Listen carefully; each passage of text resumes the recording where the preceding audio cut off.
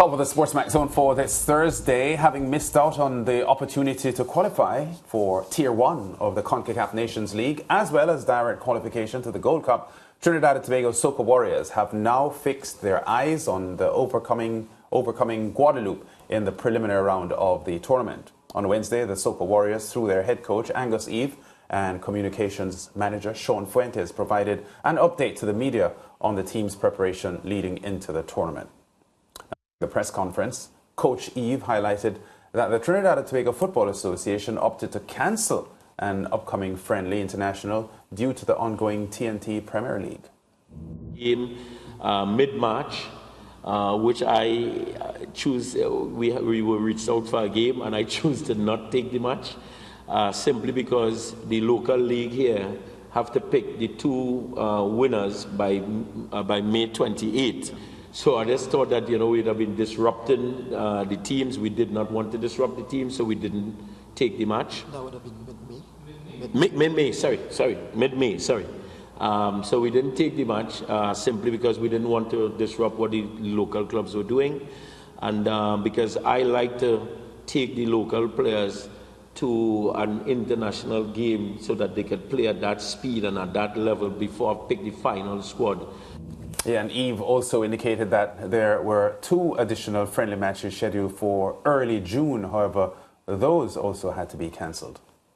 Unfortunately, we got some bad news again. The states that the matches were to play in, CONCACAF is sent out a communication like 2 weeks ago saying that we can't play in a state, I've never heard that before, that they have their competition playing. Yeah, so it's a Gold Cup ruling that they've issued that any state or city that Gold Cup matches are being played, they are asking teams that are participating in the Gold Cup to refrain from playing international warm-up games in those territories. So you now have to seek to either play outside of the US or play in a different state or venue within the US. So that's why at the TTFA side, we were notified of this last week, as a matter of fact, and it's not just us being affected. Costa Rica and Guatemala, as well as Qatar, were notified that they could not play pre-tournament matches within those states, and we are now seeking alternative measures to try to get an appropriate international friendly or 2 before the game against Guadeloupe. And Coach Eve was also asked to react to recent comments attributed to him in the media, which suggested that the TNT Premier League would not provide adequate preparation for local-based players ahead of the team's Gold Cup preliminary encounter against Guadeloupe. Well, one of your colleagues, we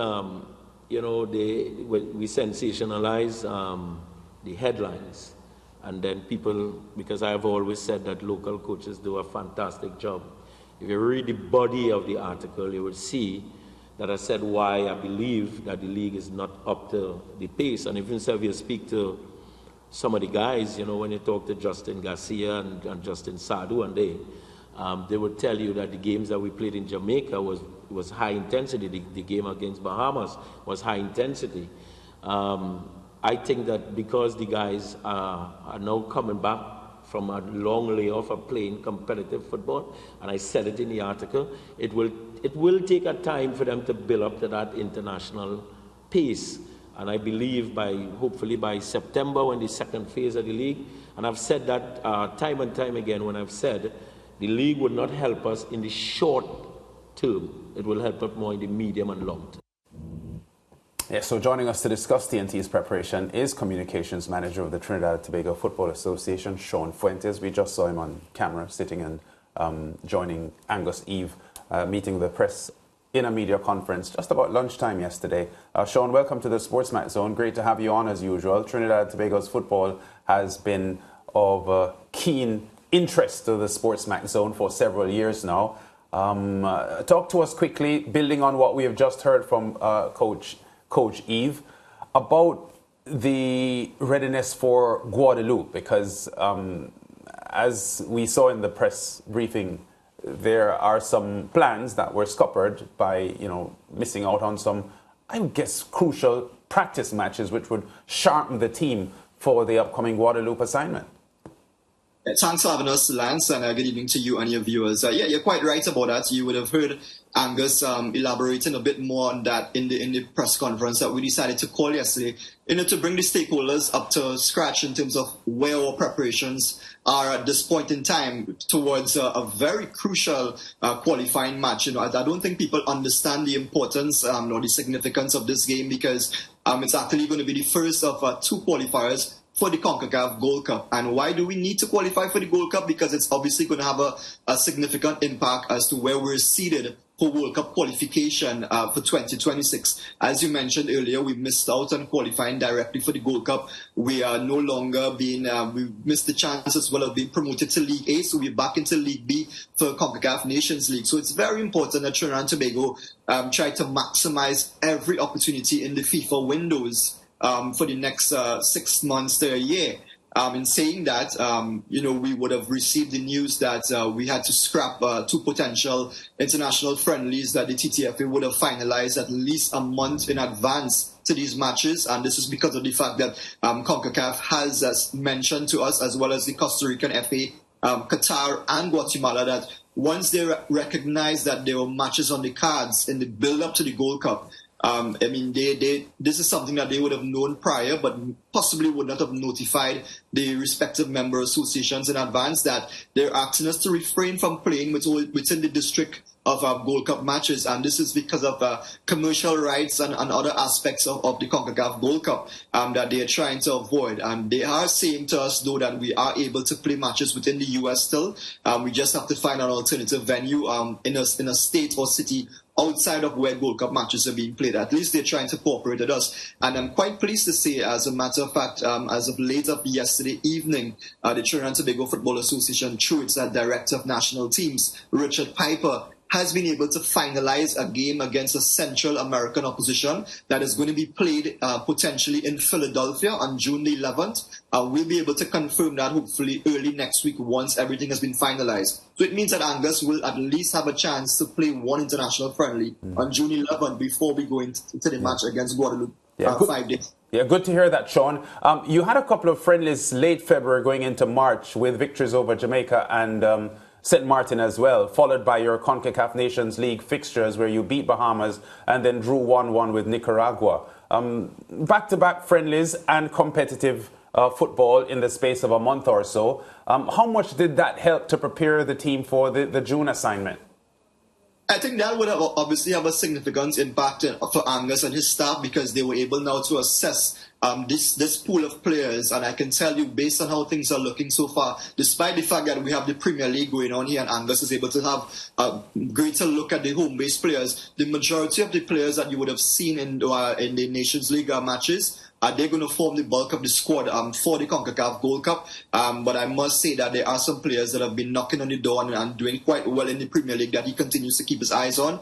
But it also means that he has to allow them to continue playing for their clubs right up until that FIFA international window. So even if we do have a friendly or 2 before the game against Guadeloupe, it's possibly going to be difficult to get them to be in the squad for him to have an extra look, because of the fact that at the Premier League level, the clubs are now vying for that top spot to get into the CONCACAF Caribbean League. But yes, I think those matches would have proved its worth, and it's left to be seen now what sort of impact it will have on us in terms of the qualifying matches coming up.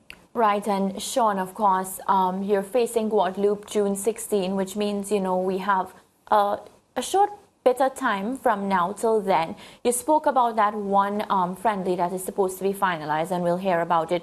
Do we expect to play any more after that, or is it just that one and then we get ready to compete against Guadeloupe? Because of the closeness, Mariah, to our opening match on the 16th, the window obviously starts on June the 12th. It means that if we are to play any matches prior to June the 12th, it's going to be difficult for Angus to pull that squad together, because of the fact that our Premier League players, they are engaged with their clubs right up until that period. Some of the overseas-based players that we have, like the likes of Levi Garcia and some of the other guys from the UK, they will be coming in to join the camp just prior to the Guadeloupe game. So it is going to be difficult. As a matter of fact, we also had to turn down an international friendly away to Chile. They invited us for a game in Chile on June the 13th, but that falls right in the center of our window ahead of that Guadeloupe game. So it would have been difficult, and based on the advice of the medical staff, Angus decided to turn down that invitation, and we possibly just going to have the one game against that opposition on June the 11th before we go into camp in Fort Lauderdale for the match against Guadeloupe. Right, and I know I'm not going to get the team, it's too early for that and whatnot, but I saw Kevin Molino fit, and that's of course good news for the TNT Soca Warriors. Just to get a sense of the mindset, are you thinking, because there were a lot of youngsters playing here in Jamaica, and of course we saw a lot of potential from them. So is it that, the team responsible for selection thinking about mixing the youngsters with the senior players, or are we thinking, only our senior players? What's the mindset like? I think based on the feedback that I'm hearing from Angus and his staff, I think he believes that the best squad possible will be selected. But I can tell you that potentially the best squad to represent Trinidad and Tobago now will include some of these younger players that have been knocking on the door, those who might have performed creditably in the two friendlies against Jamaica. Of course, we also have young Kylie Ovray, who's 18 years old, and he made quite an impact in all 4 matches in that window. He obviously will be a significant part of the team going forward. And we do have a couple new players who we are hoping to unleash in this Gold Cup qualifying window. One of these players being Malcolm Shaw. He is based in Canada, and we were happy to announce that he was able to obtain his Trinidad and Tobago passport a few days ago. So it means that he's now eligible to play for Trinidad and Tobago, and he's quite happy to accept an invitation once selected by Angus in the final squad. Yeah, and Sean, Trinidad and Tobago is well known for producing exciting attacking players, and this has been so for decades. You mentioned Levi Garcia just now, who is one of the leading goal scorers at the moment in the Greek League, playing for AEK Athens. From what Angus has seen from him, from a TNT representative standpoint, because quite often a lot of these overseas professionals play differently for their teams in Europe than they do for Trinidad and Tobago. How much of an impact do you think a Garcia might be for TNT in your Gold Cup prospects? If I'm to answer you honestly there, Lance, I think he is an integral part of this team going forward, not just for Gold Cup qualifiers, but also for World Cup ambitions for 2026. He was not part of the recent matches against Nicaragua and Bahamas. Obviously, he was out with an injury. And interestingly, in the previous Gold Cup in 2021, when we were able to again get through this qualifying phase and we were able to draw against Mexico in the opening match of our Gold Cup campaign, Levi was also missing from that squad. And I think he's part of the puzzle that we're missing right now to actually give us that extra push, that extra bit of firepower in the attack going forward. He did perform quite creditably in the earlier rounds of the Nations League, the Courts Caribbean Classic as well, scoring a last-minute equalizer against Guyana at the Easy Crawford Stadium, and also did well away to Thailand in the recent Kings Cup. So I think he definitely is a player that we're going to be depending on once he stays healthy and injury-free. I think Angus is definitely ready to welcome both him and the likes of Kevin Molino back into the setup. Yeah, we are very excited about those two players, Molino and Garcia, for sure, Sean. Every time I talk to a Trinidad and Tobago football representative on this zone, I make the point about Trinidad and Tobago's current standing in world football, which is way off your normal position. You're ranked outside the top 100 at the moment, and that has been so now for several years. Is there a lot of weight on the shoulders of Angus Eve to try to resuscitate Trinidad and Tobago's football? Because TNT football fans, with good reason, are very proud of TNT's football, and they haven't had a lot to shout about in recent years. Tremendous amount of weight, Lance, and because of the fact that there's always a lot of expectation as well when it comes to Trinidad and Tobago football. There may be a period where the interest seems to be dipping a bit, but once you mention Trinidad and Tobago in the international football arena, people's expectations are there to see, the reflections of what the Soca Warriors would have been able to achieve for the past 2 decades or so. Yes. So the names of a Latipi and a Dwight York, Stern John is always knocking on the door. People are always looking to see who is the next Latipi, who's the next York. And I think because of that, and who's the next Angus Eve, as a matter of fact, there's always a keen interest. And that's why I think the weight of expectations is tremendous in Trinidad and Tobago football right now. Yeah, and before you go, Sean, I know that Angus is a very studious football brain, so he would recognize, I'm sure, that teams like Guadeloupe and Martinique would normally bank on a lot of French-based players to be a part of their national setup, which is normal for Guadeloupe and Martinique. So how much scouting would he have been able to do with Guadeloupe, and what kind of strength is he expecting from this Guadeloupe unit, because he needs to get past them to get to the Gold Cup main draw? Yeah, you're quite right about that, Lance. As a matter of fact, Angus mentioned to me yesterday that he has been doing his homework. We have been able to obtain videos, and we've been following the Guadeloupe team quite closely. Yes. A lot of players based in France. As a matter of fact, the head coach of the Grenada national team, who is a potential opponent for Trinidad and Tobago in the Gold Cup second playoff, he's in Trinidad and Tobago right now, going through the B licensed coaching course under Anton Cornell. And he mentioned to us as well, they have a few players that they've just unearthed from the UK that hopefully possibly will be part of the setup, and constantly every day he's getting calls from players in the UK who want to play for Grenada as well. So this is something that we have to be aware of. All the teams in the Caribbean now are acquiring players that are playing in the higher leagues in Europe, and potentially will bolster their team for campaigns such as the Gold Cup and World Cup qualifying as well. Yeah, okay, Sean, thanks for talking to us here on the Sportsman Zone. Always a pleasure talking to you, and always a pleasure talking Trinidad and Tobago football, because of the rich history that the Soca Warriors have in the game Caribbean-wise. Thanks, man. Thanks, Lance. Take care. Yeah, and Mariah, Sean correctly pointing out that Grenada are potential opponents for the Trinidad and Tobago team as they try to get into the main draw of the Gold Cup. The Grenadians have played in the Gold Cup before, so we're not looking at an Eastern Caribbean team that doesn't have some weight behind its name as far as global or CONCACAF football is concerned. No, and what's for sure is I'm happy that the coach is already doing his homework, finding out everything, because I think we can't take any of these teams lightly.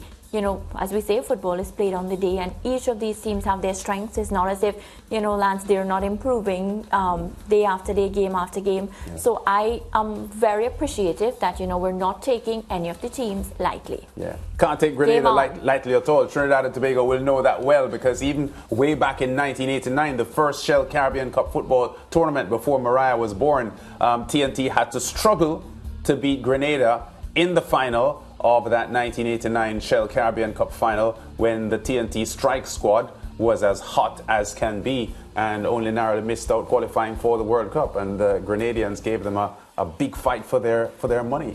Mm-hmm. You look as if you want to say something, Mariah. No, well, I'm happy that you love letting the viewers know how old I am, so thanks for that, Lance. I love it. Break time.